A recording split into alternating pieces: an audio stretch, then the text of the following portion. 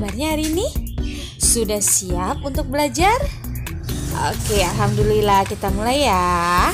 Baik teman-teman, hari ini kita akan belajar tentang sampah organik dan sampah anorganik. Kita masih ada di tema 4 ya. Apa sih sampah organik dan sampah anorganik? Perlu kalian tahu sekarang. Sampah itu masih menjadi sebuah permasalahan besar di Indonesia.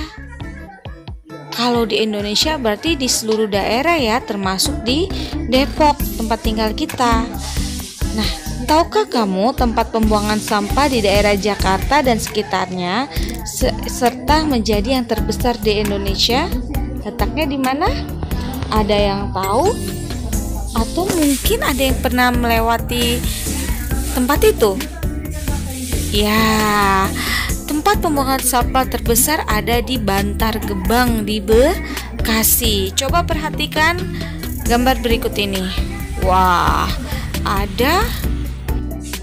itu adalah sebuah gunung sampah ya yang ada di gambar. Wah, bayangin itu berapa juta ton sampah yang ada di situ. Nah, ini salah satu spot yang ada di Bantar Gebang. Ini belum terlihat semuanya ya. Nah, kita lihat gambar yang kedua.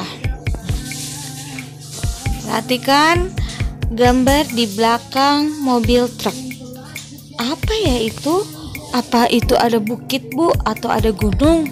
Tidak, itu adalah tetap seperti gambar yang pertama, tapi dilihat dari jauh. Itu adalah gunung sampah juga.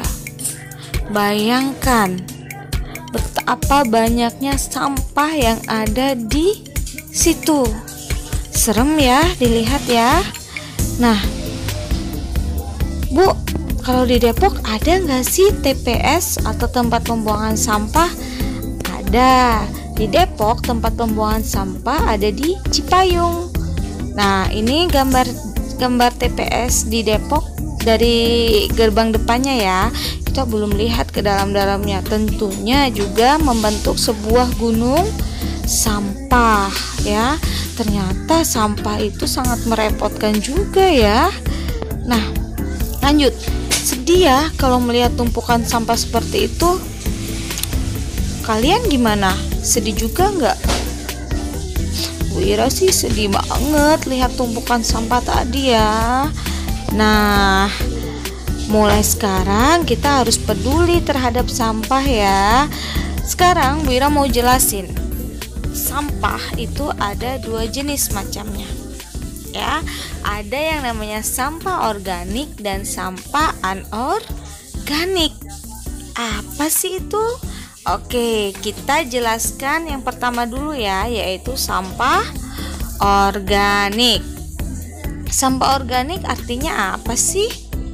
Sampah organik artinya sampah yang berasal dari sisa makhluk hidup dan mudah terurai secara alami. Terurai apa? Jadi dia gampang bersatu kembali dengan tanah, dan sampah organik ini biasanya mempunyai manfaat untuk kesuburan tanah tersebut ya. Ada 2 sampah organik ya. Yang pertama ada sampah organik basah. Yang kedua ada sampah organik kering. Apa sih bedanya organik basah dan organik kering? Yuk simak terus ya. Sampah organik basah, apa aja yang termasuk? Yang pertama adalah sisa nasi ya. Biasanya nasi basi di rumah yang kadang sampai berjamur seperti ini, kita buangkan ya ke tempat sampah. Oke, lanjut ada kulit buah. Sini Bu Ira kasih contoh kulit buah manggis. Tapi kulit buah apapun dia masuk ke sampah organik basah. Ada apa lagi contohnya? Yaitu buah dan sayuran busuk. Wah, pernah lihat nggak buah dan sayuran busuk? Oke, nih contohnya ya, gambarnya ya. Masih ada lagi, yaitu bangkai hewan. Nah, bangkai hewan ini contohnya ada bangkai ayam, bangkai semua hewan. Biasanya yang sering kita jumpai itu ada bangkai tikus ya, atau misalnya salah satu hewan ternak kita meninggal biasanya dikubur ya di tanah. Ya karena dia mudah terurai dan membuat tanah itu nanti menjadi cukup subur untuk ditanami. Lanjut, ada kotoran hewan ya, kotoran hewan. Nah biasanya kalau kotoran hewan ini khususnya di peternakan ya, misalnya peternakan sapi, kambing, kuda, kotoran hewan ini nanti akan dijadikan pupuk kandang. Apa pupuk kandang? Itu yang pupuk yang berasal dari kotoran hewan dan dimanfaatkan untuk kesuburan tanaman. Oke, ini adalah salah satu contoh sampah organik basah. Kita lanjut ke organik kering. Contohnya apa sampah organik kering? Yang pertama adalah kayu ya. Yang kedua apa? Ranting pohon. Nah, yang ketiga ada daun-daun kering. Nah, daun kering juga bisa digunakan untuk yang namanya kompos. Biasanya bisa dicampur dengan kulit buah atau buah-buah tadi yang busuk ya. Nanti didiamkan di mana ini bisa dilihat ya, nanti di browsing di internet gimana sih cara bikin kompos ya, atau pupuk yang dari nih daun-daun kering, kulit buah itu ya. Lanjut, sekarang sampah anorganik. Tadi sudah ya sampah organik ya, sekarang sampah anorganik. Sampah anorganik yaitu sampah yang berasal dari benda tak hidup dan sulit terurai. Wah, sulit terurai.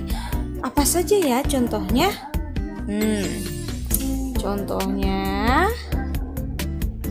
yang pertama, kantong plastik. Oke ya, makanya sekarang kalau kita belanja di Indomaret atau Alfamart sudah nggak pernah dikasih plastik ya kan?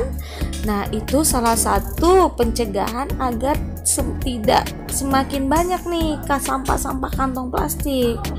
Yang kedua ada ban bekas ya. Yang ketiga besi-besi bekas, misalnya besi-besi yang dari kerangka-kerangka mobil ya. Bungkus makanan, ini yang paling banyak kedua setelah kantong plastik ya, bungkus-bungkus makanan.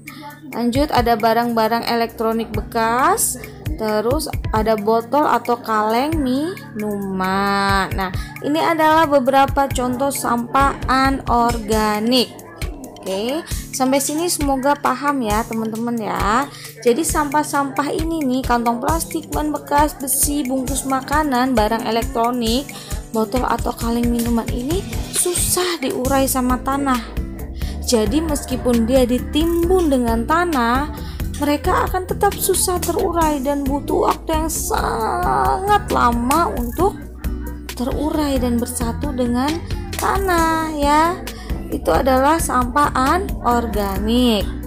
Nah, kita lihat lamanya sampah terurai. Yang pertama ada gambar buah apel. Dia bisa terurai di tanah itu selama 2 weeks atau 2 minggu. Yang sebelahnya ada kantong dari jus ya. Dia butuh waktu terurainya 3 bulan karena dia dari kertas, masih gampang terurai. Yang ketiga ada puntung rokok. Nah, dia baru bisa terurai selama 2 tahun ya. Udah mulai lama nih. Wah, 2 tahun. Yang keempat ada kantong plastik. Dia baru bisa terurai 20 tahun ya. Yang kelima ada kaleng. Kaleng 50 tahun baru bisa terurai. Kemudian bungkus makanan butuh waktu 80 tahun. Wah, lama banget ya. Kemudian ada botol plastik butuh waktu 500 tahun. Selanjutnya itu adalah bekas batu baterai ya. Ada yang tahu, udah pernah lihat kan batu baterai? biasanya ada di mainan atau di jam dinding.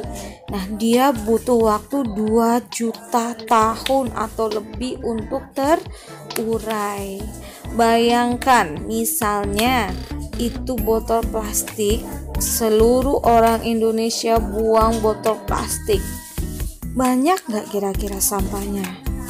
Wah, luar biasa ya, banyak sekali. Nah, perhatikan gambar. Di suatu daerah ada orang yang menemukan bungkus Indomie sama bungkus Marimas. Waktu itu dia menggali tanah ya. Mereka menemukan bungkus ini. Waktu dilihat ternyata bungkus makanan ini tuh dibuang itu pada tahun 1980-an dan benar-benar belum terurai. Wah, kira-kira sudah berapa tahun ya ini bungkus-bungkus makanan ada di dalam tanah? 40 tahun ya.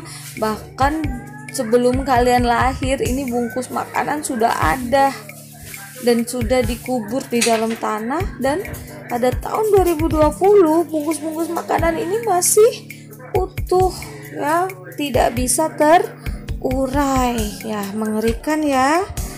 Nah, lalu bagaimana sih Bu cara penanganan sampah-sampah tersebut? Ya, akan Bu Ira jelaskan di pertemuan bahasa Indonesia selanjutnya ya. Jadi sabar ya, tunggu dulu. Nanti akan dijelaskan lebih lanjut lagi bagaimana cara penanganan sampah-sampah tersebut. Nah, yuk teman-teman mulai pisahkan sampah organik dan anorganik ya di rumah. Kalau misalnya ada 2 tong sampah, kalian tandain mana yang buat organik, mana yang buat anorganik. Oke, teman-teman. Terima kasih ya sudah mau mendengarkan materi dari Bu Ira ini tentang sampah organik dan anorganik. Semoga teman-teman sudah mengerti ya apa bedanya, bagaimana contoh-contohnya ya. Nanti pertemuan selanjutnya akan kita bahas materi berikutnya. Terima kasih ya. Assalamualaikum warahmatullahi wabarakatuh.